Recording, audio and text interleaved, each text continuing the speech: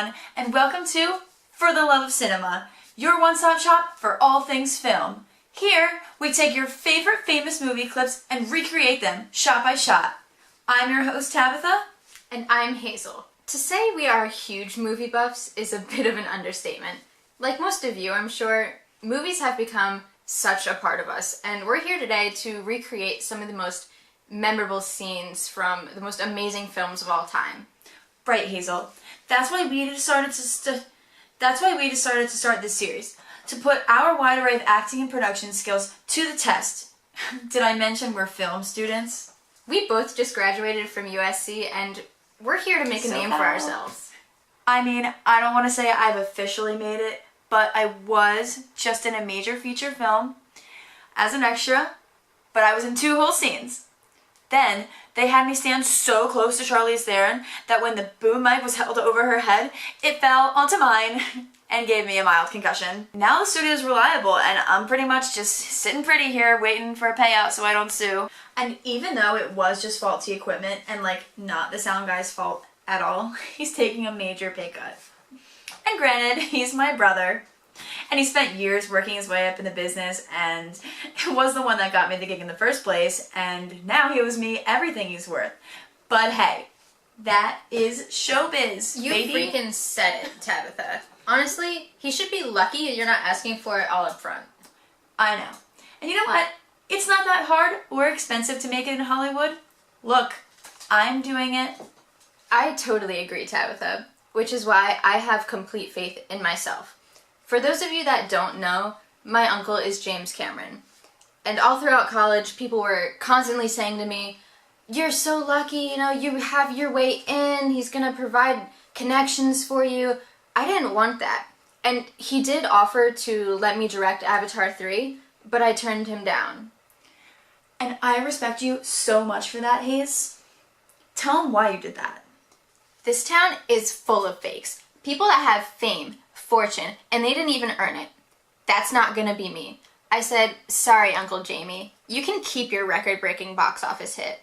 I can get there on my own." Wow, I love that for you. Thanks. Now, to make this show a little more interesting, we decided we're gonna pick scenes from a hat. Wait, what? Oh yeah, just go with it. Just pick one and don't say it. Oh my god, I did not expect that. Why don't you tell them a little bit about the film? Okay, so this little 2008 comedy starring James Franco and Seth Rogen is highly praised as one of the best comedies of our generation. Let's take a look at our recreation of the car scene from Pineapple Express. Let's roll. I'm done with the woods. Let's go. Let's get the fuck out of here. Okay, let's go. No, it's not working. The battery's dead. Wait. What do you mean it's dead? What do I mean the battery's dead? The battery is dead. How can I explain this to you differently? The battery is dead.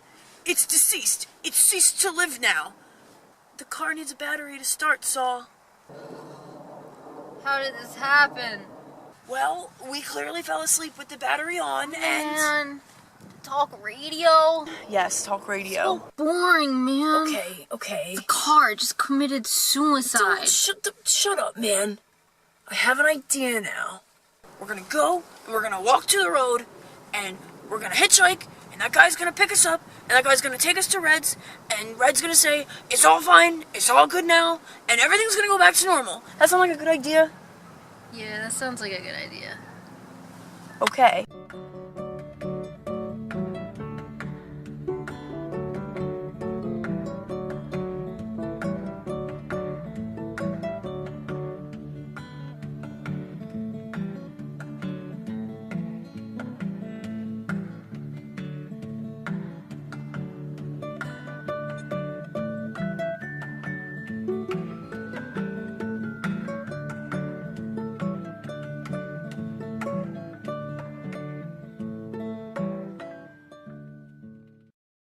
Wow. Just wow. We were absolutely brilliant in that. It's okay. High five. Rock and roll. Low five. Rock and roll. Honestly, we don't want to say that that scene was dank, but it was dope. that's enough weed talk for the first segment. Let's move on to the second scene. Pick a scene from the hat. Oh my god. Wow. This movie speaks to me, and I'm sure every film buff on so many levels.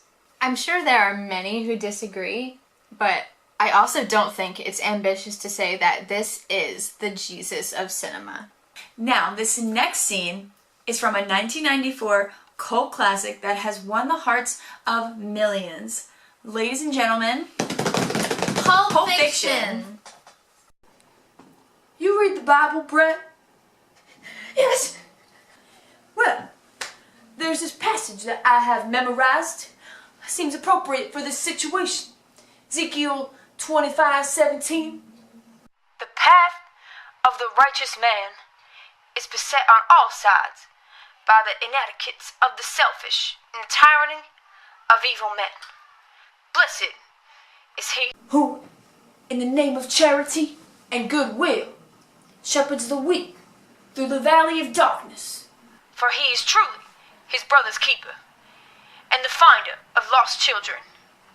And I will strike down upon thee with great power and furious vengeance those who attempt to poison and destroy my brothers. And you will know my name is the Lord when I lay my vengeance upon thee.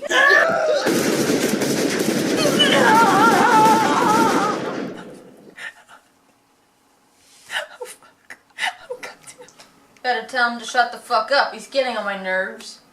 Marvin. I'd cut that shit out if I was you. Die, you motherfucker! Die!